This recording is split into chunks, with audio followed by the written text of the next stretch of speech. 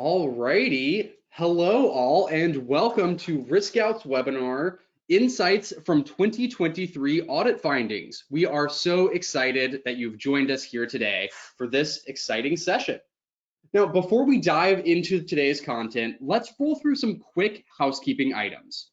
RiskScout will be sharing all of today's webinar resources, including these slides and a recording of today's session in a follow-up email tomorrow, so be sure to keep an eye on your inbox. We also want these sessions to be as valuable for you as possible, so we encourage you to ask any questions you may have throughout the session in the questions section of the webinar panel on the right side of your screen.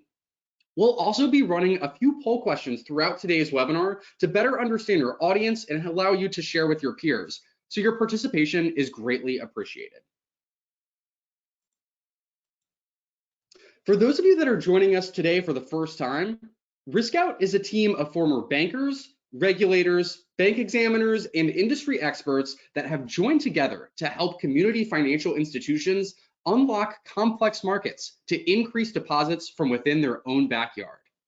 Through both software and services, RiskScout reduces the time, effort, and uncertainty around expanding into new markets so you can increase your footprint without opening new branches.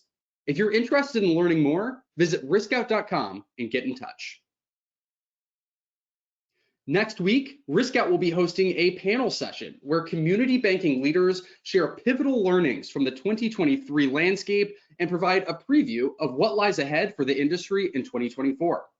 This webinar will delve into strategic insights, emerging trends, and actionable steps to ensure your financial institution is well prepared for the challenges and opportunities on the horizon. So it's one that you won't want to miss. Register today at RiskScout.com and save your seat. Today's session will be led by Katie Farrell, the Vice President Senior Compliance Consultant for United's Bank. Katie has worked in or for financial institutions of various sizes and complexities for over 20 years and has served in management, compliance, audit, and operational roles throughout her career.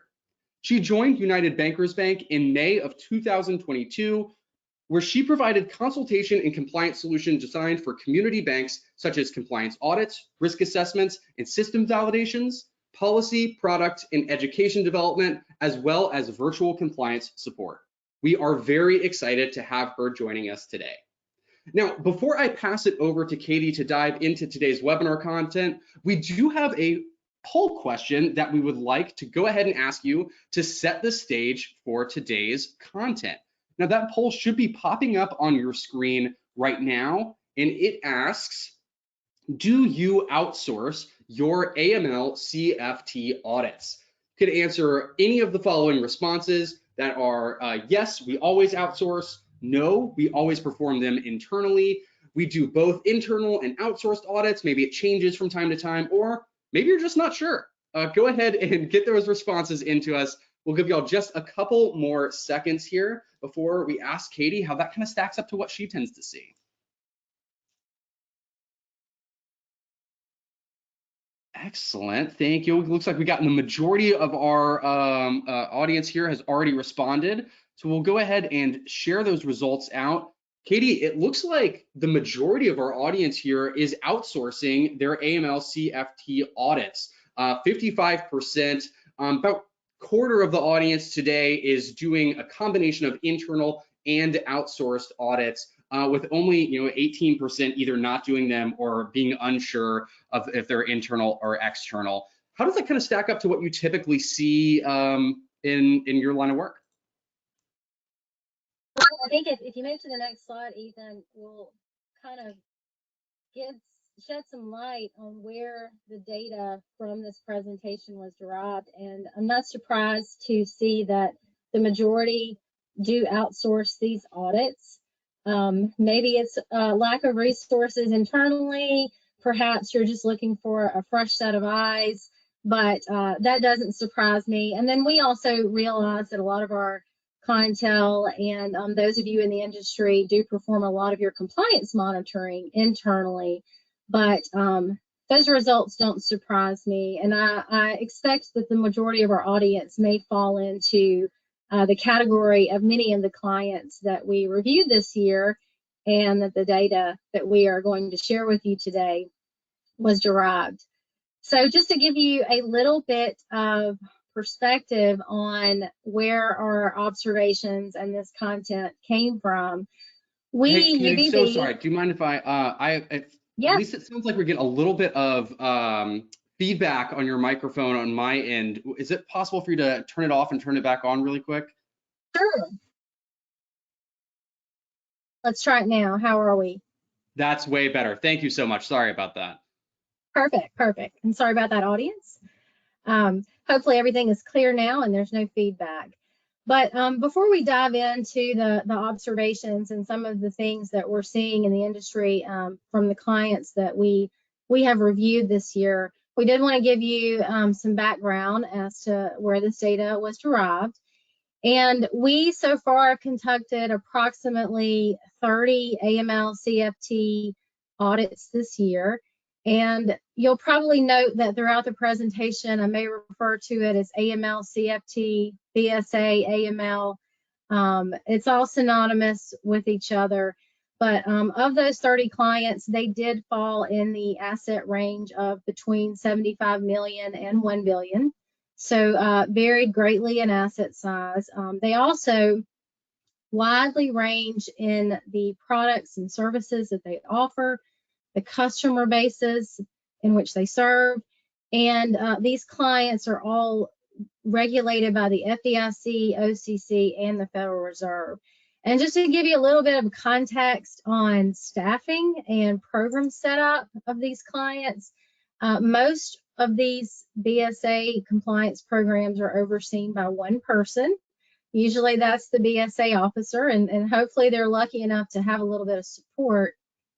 But we have performed reviews where BSA officers wear many hats.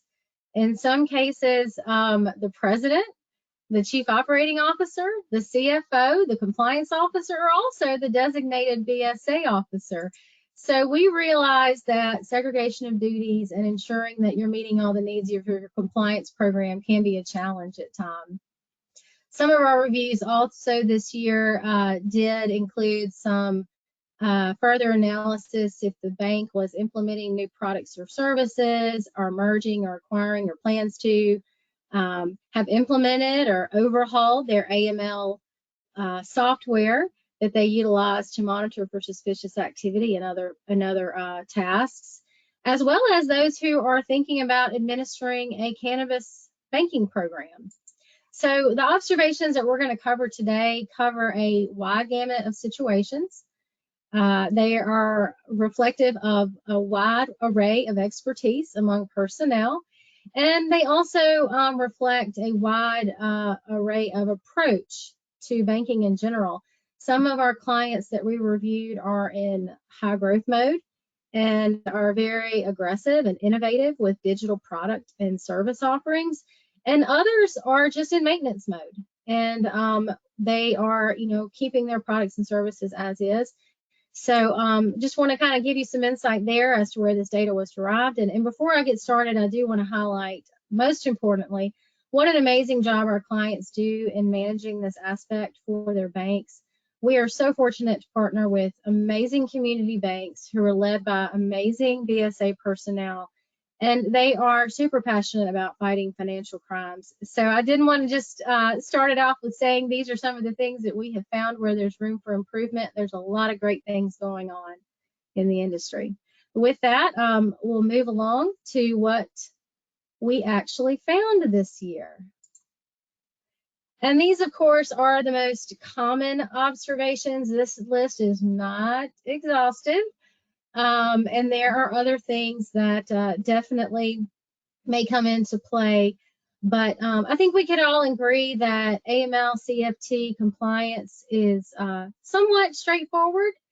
However, the program is to be risk-based, and this could leave some room for subjectivity. What works for one bank may not be appropriate for another. Obviously, we utilized the FFIEC's BSA AML manual, FinCEN alerts, and other resources from our regulators to perform our reviews, but we really strive to take a risk-based approach during our reviews. And sometimes this may result in a best practice recommendation that may fall outside of the black and white boundaries of the FFIEC manual, for example.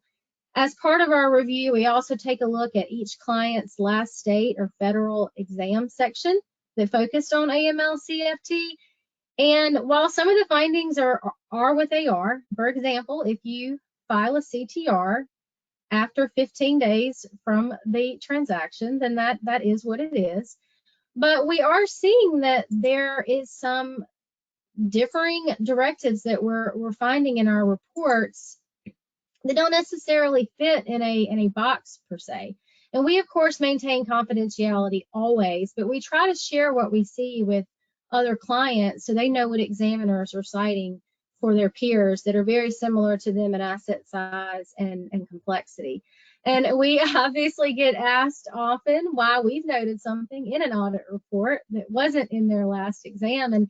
And we hope that they know that our job is to take a deeper dive into their program, provide a comprehensive report so that their examiner doesn't have to. I tell clients all the time that my goal is for their examiner to read their section on AML-CFT and then not ask them any more questions. And that's a little optimistic, I do realize, but we are here to prepare our clients for the next exam. And that means providing them all the recommendations that we can, hopefully that are tailored to their bank specifically. So a lot of what we'll talk about today may just be an opinion, but the best part, like I said, is we've reached these conclusions based on a collective perspective, because when it comes to fighting financial crime, we truly are in this together. That's one thing I love the most about compliance is it's not a competitive landscape. Knowledge is power, and sharing information and being very transparent with one another is what it really takes to safeguard our banks and our customers against some of these horrible illicit activities that are occurring through our financial system. So we'll cover today AML-CFT program continuity, risk assessments, policies, risk-based approach, common reporting errors, and other areas of concern. But before we do that, I believe Ethan has another poll question for us. That is right. That is our second poll question that is coming up on your screen now. And that's just a quick confidence check. How confident are you in your program continuity if all of your key AML, CFT, or to Katie's point, BSA personnel were to depart the bank today? Give us your answer on a scale of extremely confident to no confidence at all. Always interesting to see what these responses are. I feel like we always see them kind of run the gambit here, and it seems like our audience is definitely eager to give their responses, as we've already almost got 100% of our participants giving their answers. Let's go ahead and share those out. And Katie, it looks like we've got a pretty common bell distribution here, where the majority are falling into that middle section of, somewhat confident or maybe not being very confident.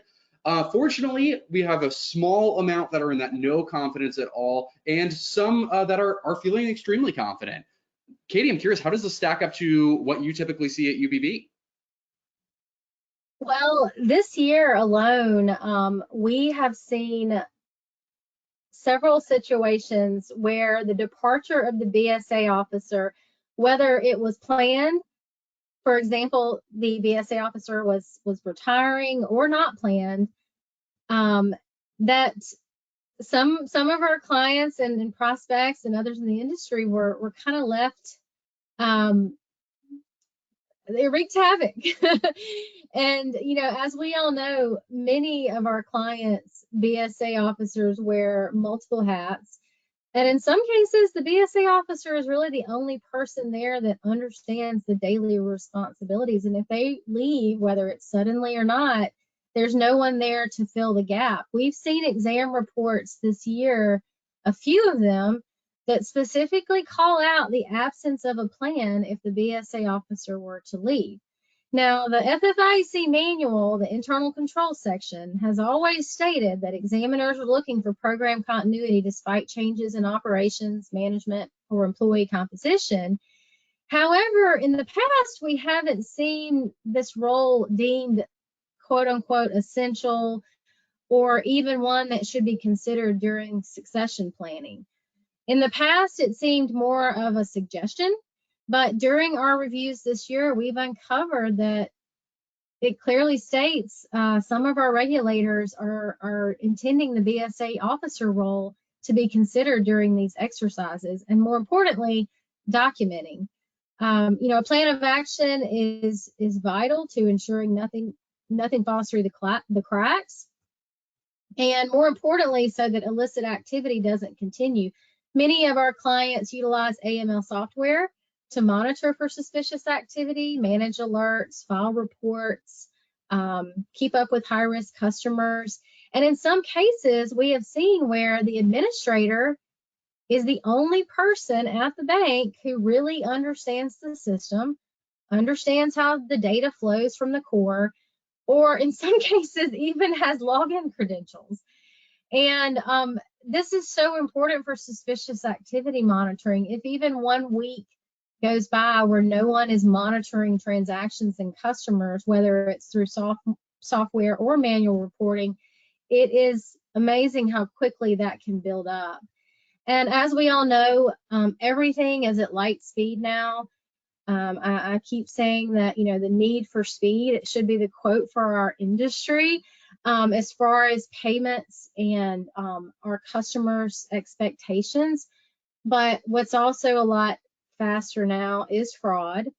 And if someone is not monitoring systems daily, then trying to uncover anomalies could really become like finding a needle in a haystack if that goes unattended for quite some while. And then, of course, if your BSA officer were to depart, that could leave you at risk for not meeting timing requirements as it relates to CTRs, 314A downloads, etc. On top of that, does someone else besides the BSA officer have access to the BSA e-filing system where we go to file SARs and CTRs? Does someone have access to FinCEN's secure information sharing site to download the 314A list biweekly? So, we're very cognizant and realistic that there sometimes just aren't enough people. We have good intentions, but trying to set aside the time to train sometimes can be a challenge. Excuse me. But it is so important, and the examiners are taking note. And from a segregation of duties standpoint, we do find sometimes that when we perform interviews with our clients, the same people who are opening accounts and collecting beneficial ownership and CIP and CDD and OFAC are also the ones performing compliance monitoring after the fact. So it's very important that BSA officers are included in succession planning, and it's also very important that they're included in important decisions that could impact the AML-CFT program, such as consideration of new products, services, expansions, bringing on new customer segments. It is not uncommon for us at all to uncover during an audit that the BSA officer didn't update their risk assessment to account for a new product or service because they simply were not made aware of that product or service being launched. So be prepared for the unexpected and incorporate the BSA officer's perspective in decision making. I promise you examiners are expecting it. And now we'll move along to risk assessments. So risk assessments, in my opinion, I know we have 5 pillars to a successful BSA compliance program, but in my opinion, risk assessments really are your foundation for all of those 5 pillars. And you might be wondering, what is an iceberg risk assessment? Well, I like analogies, and so I'll just picture this. It reminds me of when the Titanic was approaching the iceberg in the movie. from a distance, it didn't seem like that big of an issue. If you recall, everyone was kind of laughing and pointing and look, iceberg. But after the boat hit the ice, it became very clear very quickly just how dire the situation was. And the same really does go for some of the risk assessments that we review. Many are just the tip. They're not very detailed, not thorough, and they really don't paint a clear or accurate picture of the real AML CFT profile for the bank. For some of our clients and some of the reviews that we perform, it seems the risk assessment process is more of a let's get this checked off our to-do list this year kind of process. And in reality, the risk assessment truly is the first impression of your program for an examiner or an auditor. And as the FFIEC manual states, it creates the roadmap for the review. If the assessment seems vague, it may leave a little bit of room for imagination, and that there's maybe more beneath the surface that could be problematic or dire, like the iceberg. This area specifically, kind of going back to best practices, recommendations, we can only provide that in this area most of the time because there is no standard format or methodology. There's no guidance on what risk categories need to be included. And honestly, it's not even a specific legal requirement. Examiners can develop their own risk assessment, but we never recommend you taking that approach. And there's no definitive requirement on when or how often the risk assessment should be updated.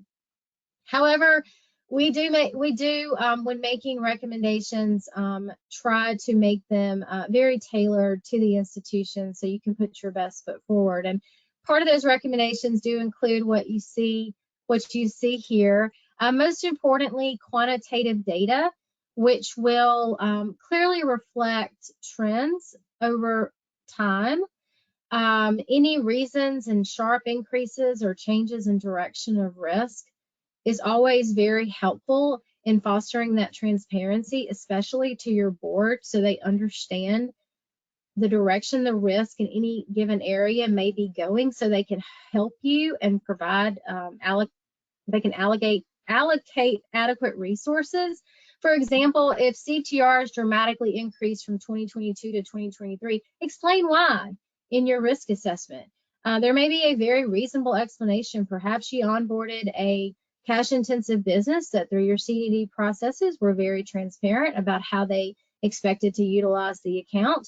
And as a result, your CTRs have increased. So be thorough, be clear, tell your story as best as you can.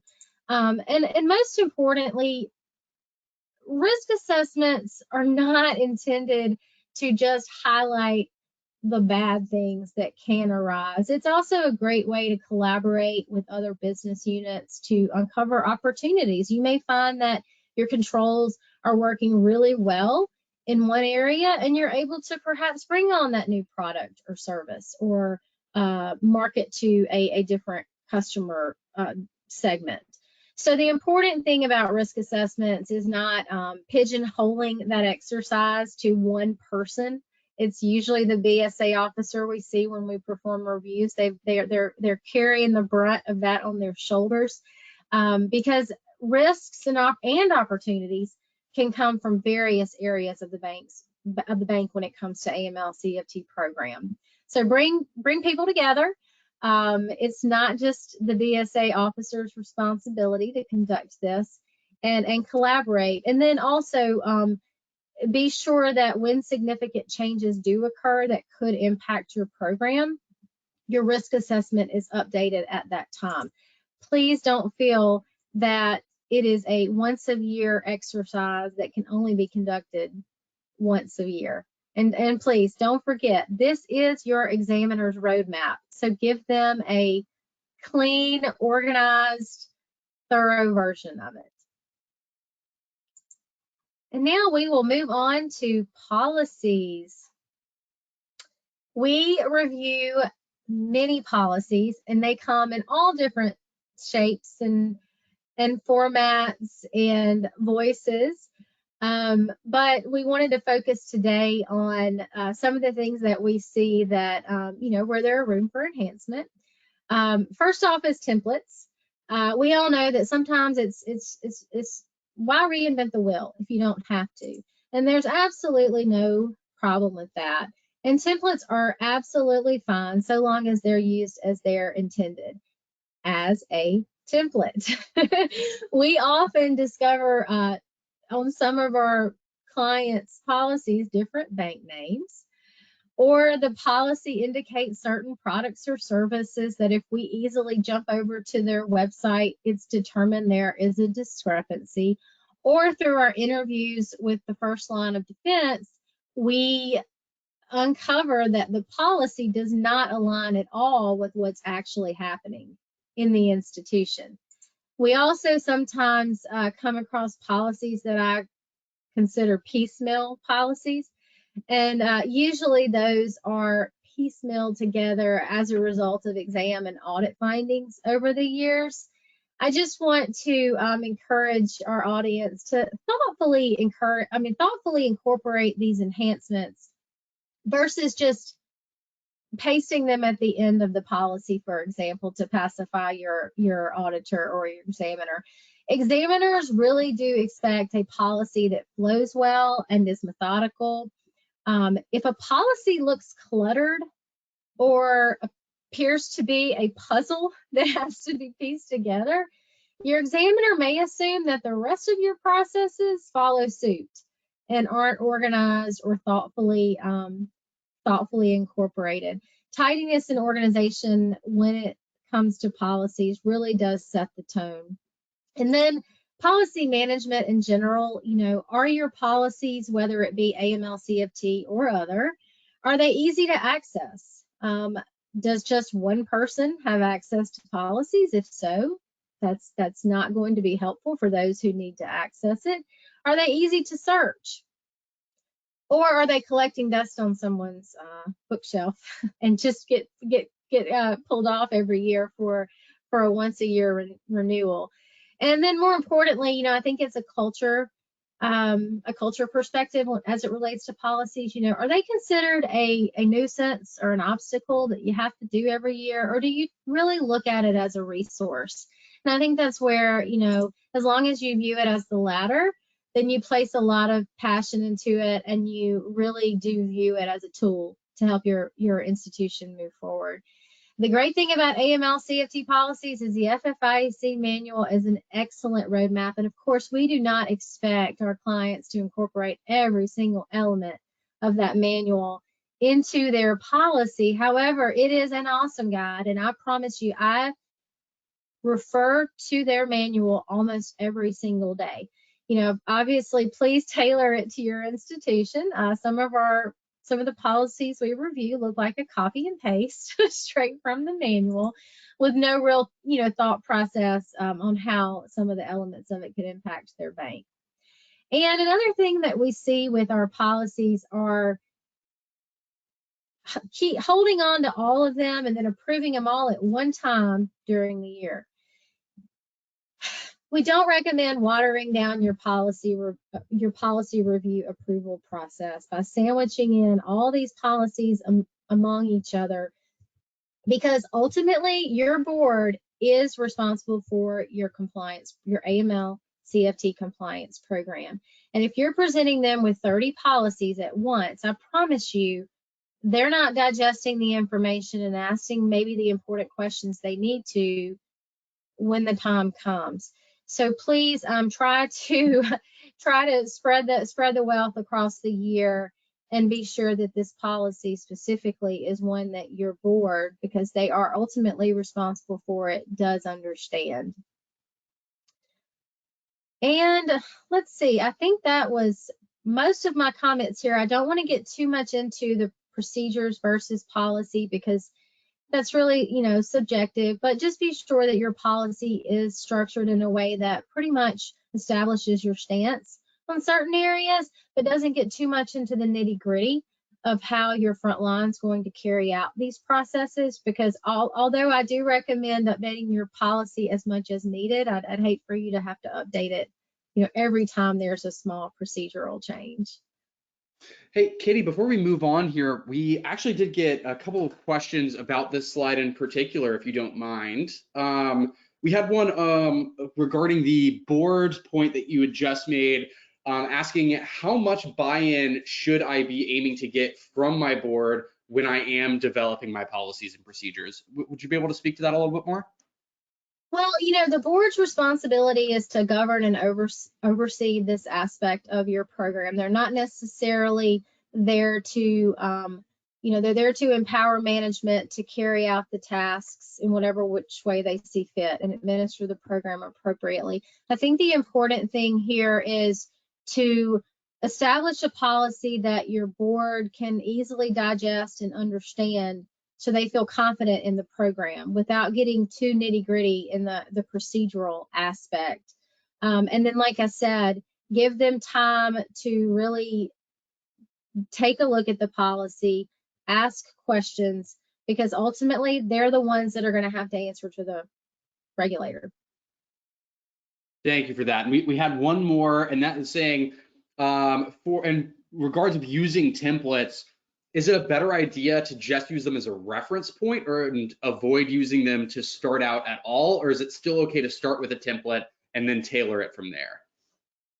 I think it's totally fine to start with a template and tailor it from there. I think the key is not just thinking, okay, I've got a template, I'm going to change the bank name at the top and set it and forget it, and now I've checked the box. So I think it kind of goes back to that check the box exercise, using it as a skeleton per se in order to build out the rest of your program is perfectly fine. But it's very evident to us when we review policies if that doesn't occur.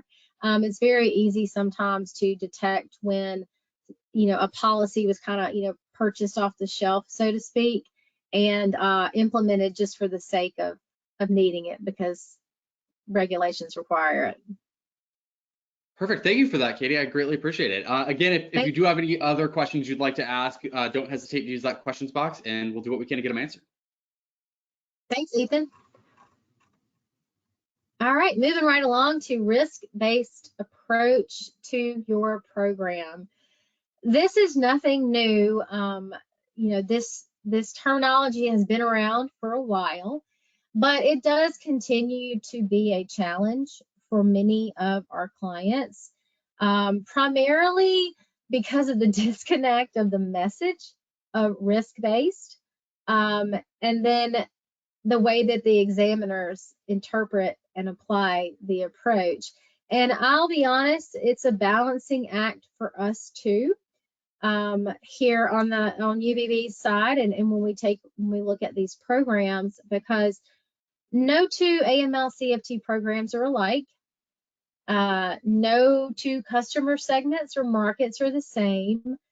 Our team of compliance professionals on UBB's compliance services team all live in 3 states, and we perform reviews for clients in 18 states from coast to coast. So we constantly have to keep this risk-based approach in mind when we perform our reviews. I think the important thing to note here is that it's been said and continues to be said that FinCEN encourages banks to manage customer relationships and mitigate risks rather than declining to provide banking services to entire categories of customers. We find frequently in policies where our clients have just written, we will not bank money service businesses, period. We will not provide banking services to independent ATM owner and operators, period. And I just want to caution those of you in the audience that perhaps have that in your policy, because there is a really big push towards de-risking. In April of this year, actually, the U.S. Department of Treasury released a first of its kind, as mandated by the AML Act of 2020, a de-risking strategy that specifically focuses on not thinking that all customers automatically, based on the type of customer they are, present a higher risk of money laundering or terrorism financing or other illicit activity risk. And while we are not ever advising our clients on who to bank and what services to provide, we are simply highly encouraging you to document why you do or you don't. We promise that we understand the difficulty sometimes associated with hiring staff with expertise. For example, if you know, someone with money service businesses expertise, having enough staff in general, the heightened compliance costs, on-site visits and the due diligence and the monitoring that's required. And sometimes the decision honestly has nothing to do with the money laundering or terrorism financing risks. It's solely driven by the fact that onboarding those types of businesses isn't profitable or other cost considerations. But we also want to be sure that our clientele and those of you who are listening understand that we're finding that certain businesses have reported difficulty in obtaining banking services, specifically in underserved markets. And that's where FinCEN's statement for independent ATM owners and operators and the Treasury's 2023 de-risking strategy kind of come from.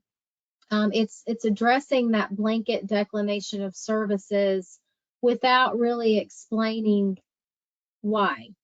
I'll give an example of risk-based application in the real world.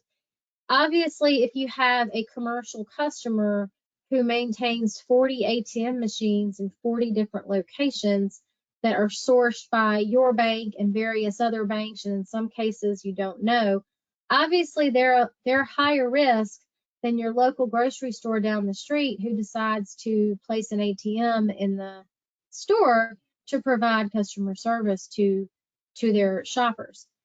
Totally different situations here, and the agencies are really encouraging our banks to consider that when you're providing services.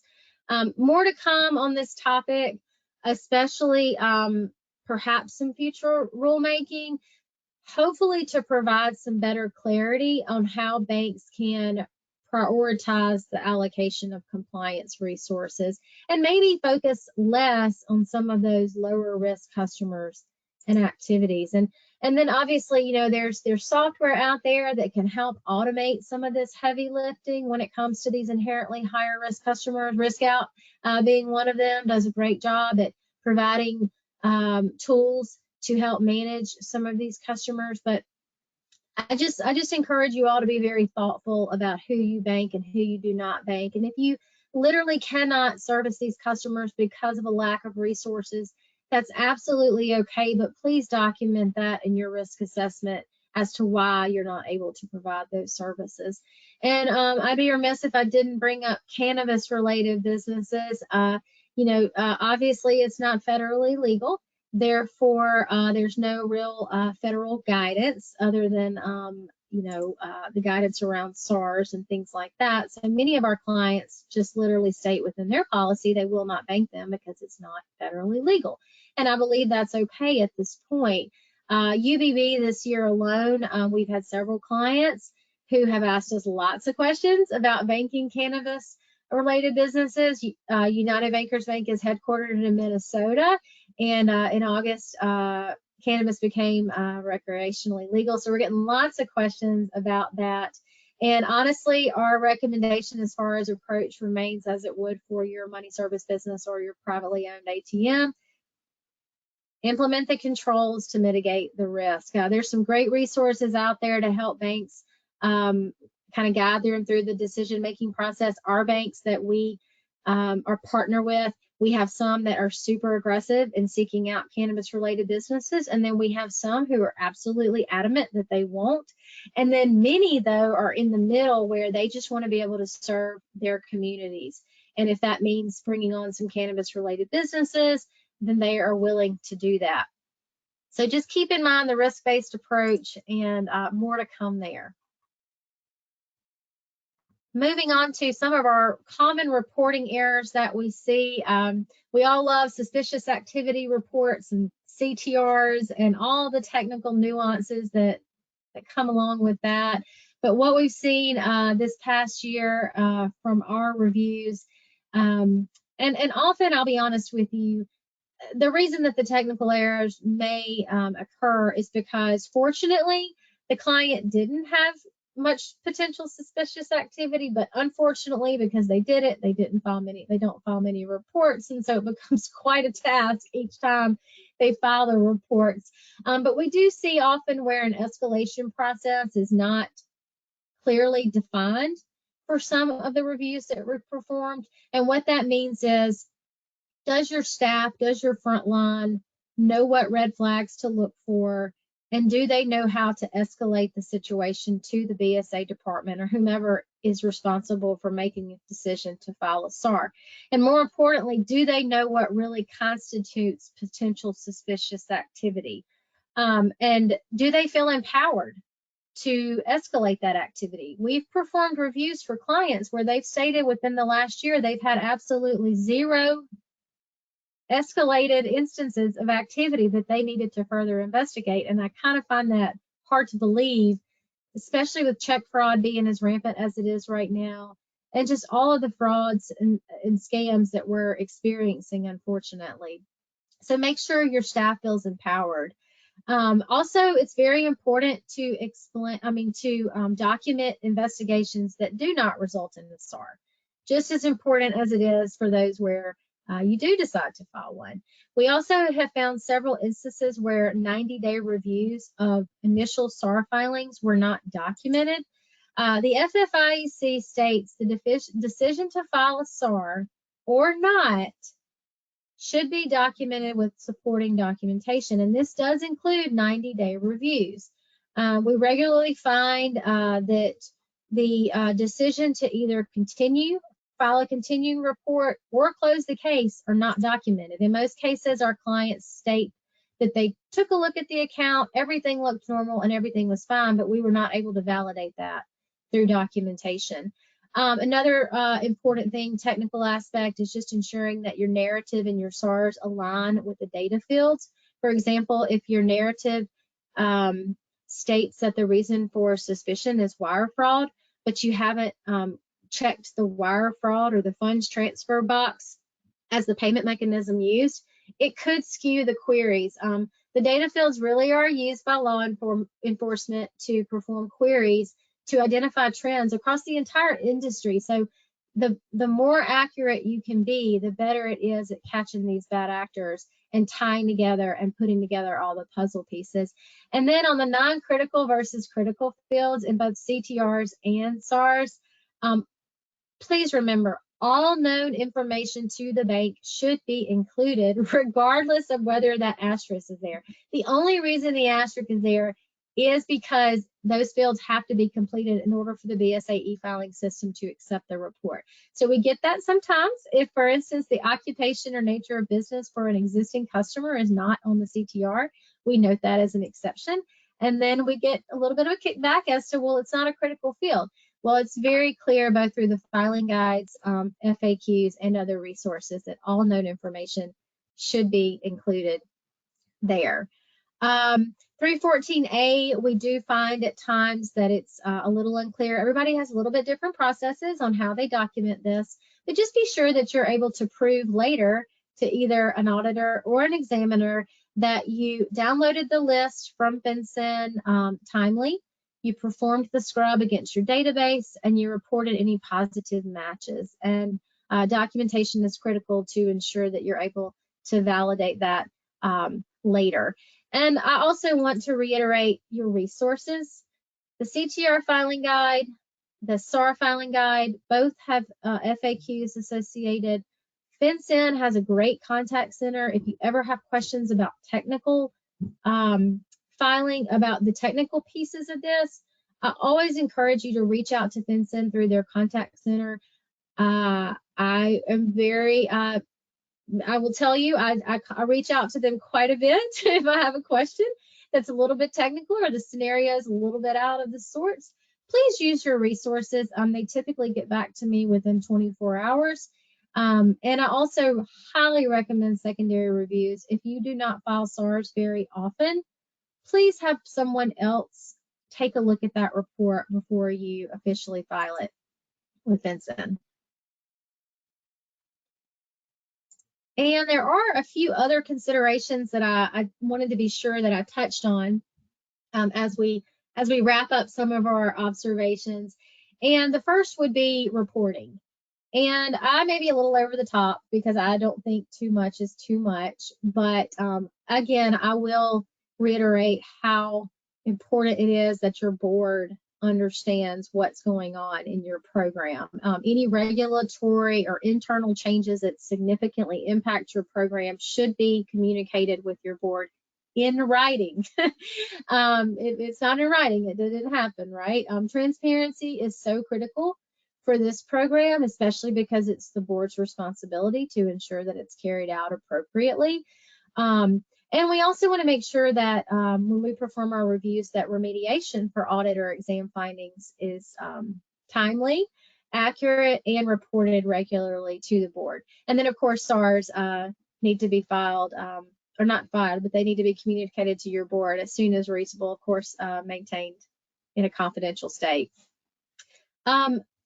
Another takeaway is I can't say it enough, and I say it often through our reviews, is that this aspect of the bank is not just the responsibility of one or two people. Everyone within the institution is responsible for supporting and fostering compliance in this area. Again, we are all in this together to fight these financial crimes and stop these bad actors, regardless of what our job title is. Customer due diligence. We do find that in some cases through our reviews, our clients, this piece especially seems to be a little bit lackadaisical. For example, the forms or the systems that are used for collecting the information at account opening are vague or incomplete. And this is where it's super important to explain the why behind what you're doing to those who are collecting the information, because we find sometimes that, things come down the pike. We push out a new form to account opening personnel, for example, and no one really explains why this is so important, because the CDD process is what literally sets the stage for everything else for that relationship as it relates to monitoring. And we don't want to be surprised later. And we do find that, some of our clients are surprised later that a undisclosed cannabis related business, for example, 6 months down the road through account monitoring is deemed to be that. And then everyone has to scramble to ensure that any associated risks are mitigated, etc. So be sure that you explain the why anytime you push out a new process or reinforce a new process. And this one I cannot say enough, but AML software is amazing. I personally feel that it's necessary. If you're going to stay ahead of fraud, then you need tools and you need software to help you do that. But I do want to stress it's not a one-all be-all. And just because you purchase software does not mean that your AML CFT program is now on autopilot and your BSA officer's role is fulfilled. That is a misconception often that we do see. Some of our clients invest in the software and then assume everything else is good to go. And as we know, examiners are now looking more than ever at making sure that our third-party partnerships, we have taken all the necessary steps to ensure that any risks that we are transferring, in a sense, to that software are managed and everyone feels confident about the configuration and the data, and especially the alert generation. We find often that the system's not configured appropriately and the BSA officer is overwhelmed clearing alerts that are truly excessive just because there needs to be some tweaks to the system.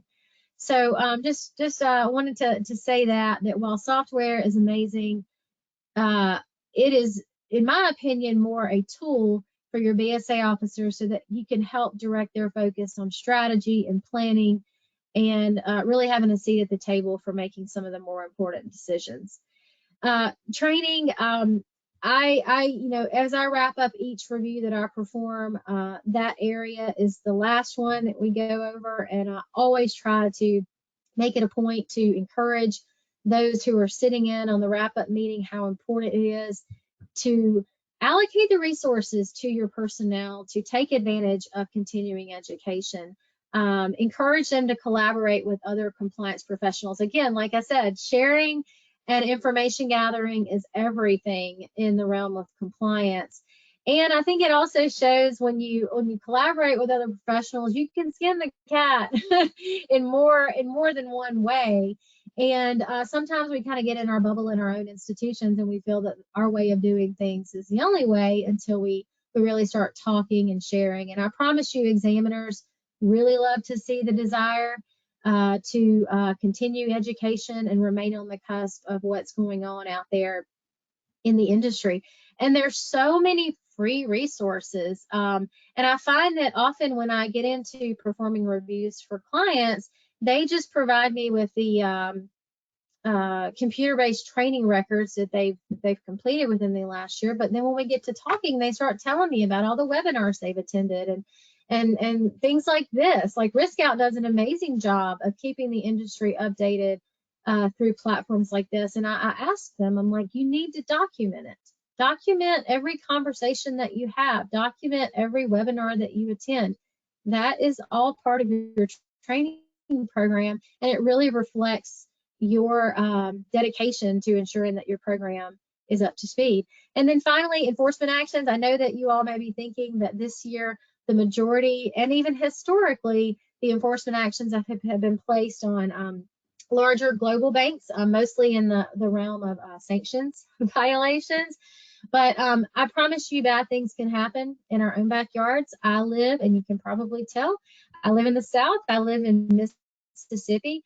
I live right along Interstate 20, which is literally called the trafficking interstate of America, from Texas to the East Coast. It's the interstate where sex, drug, and human trafficking most heavily occurs in the United States, and it's right in my backyard. And so I would be naive to think that the community banks in my community or other businesses or people that I live and work with are not susceptible to some of these risks. And I promise you that you know, it may not be happening at your financial institution, but it's up to us to do whatever it takes to combat this. And I believe that brings us to our final poll question. That's right. We should have that coming up on your screen here. We're curious to know about your resourcing. Do you feel that your AML CFT program has the resources it needs to be successful? Can answer yes, our team is sufficiently resourced. We have a good amount of resources, but I'd like more. Or what resources? I'm hanging by a thread. I know we've all felt that way at least at one point or another. I'll give you all just a couple more seconds to get your responses in here. Excellent, awesome. Thank you all for participating and sharing. Looks like we've got a pretty even divide, where we've kind of got a split between yes, being sufficiently resourced, or pretty well resourced, but of course liking maybe a little bit more. Fortunately, not too much of our audience hanging by a thread today, which is definitely positive. Katie, how does this compare to what you typically see in terms of resourcing?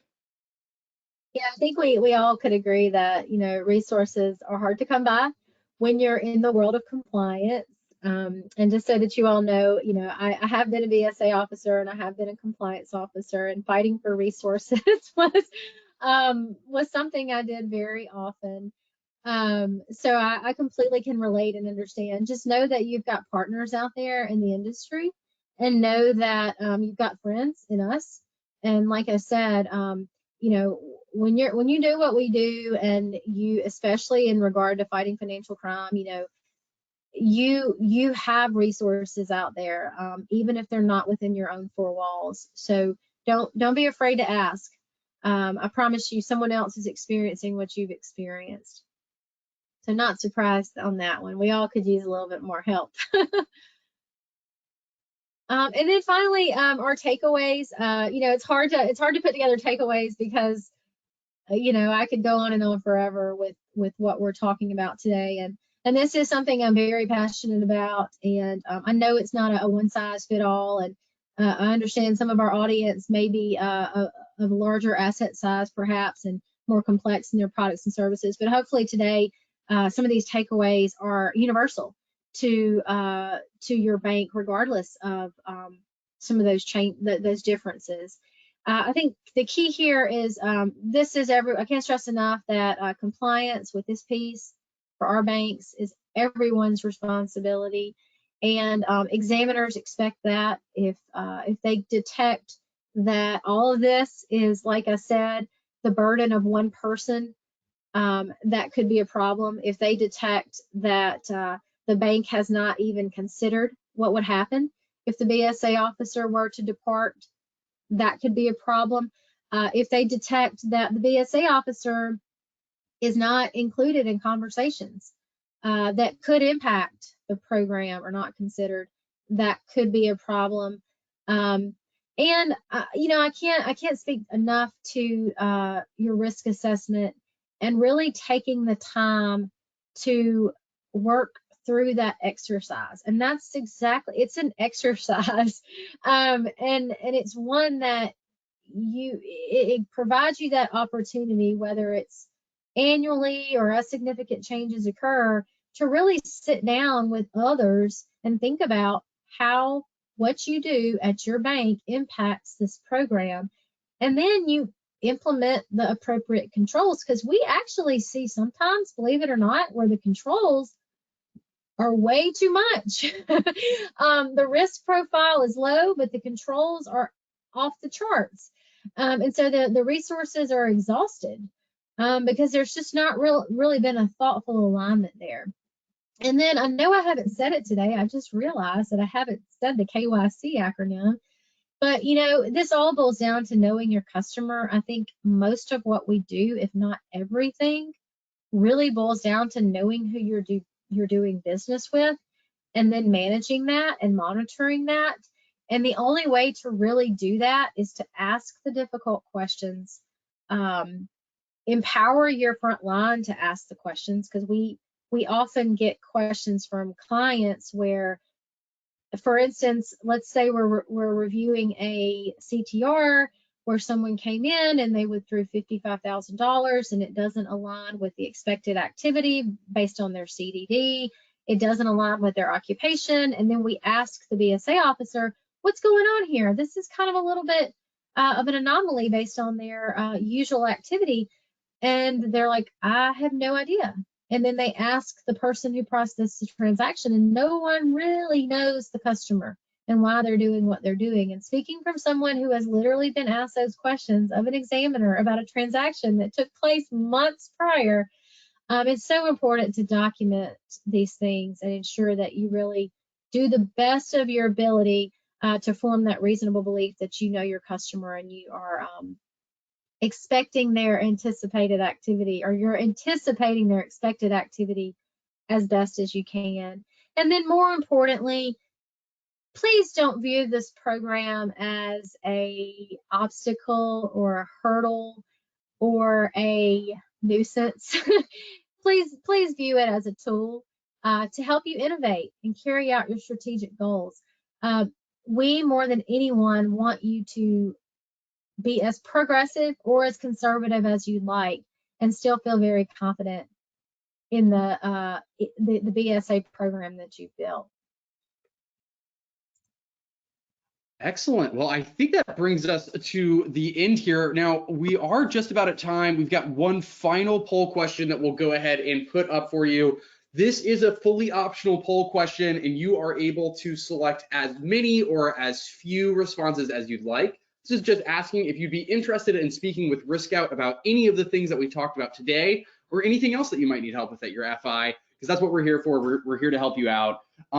Katie, I believe we have time for one quick question, if that works for you. We did have a question coming in asking, is there a way to have a policies, procedures, or even a risk assessment peer reviewed by other financial institutions to help avoid some of the common pitfalls that we covered today? Do you have any recommendations or advice on that front? Sure. I mean, anytime you can get a fresh set of eyes, especially if it's outside of the walls of your institution, I think that's appropriate.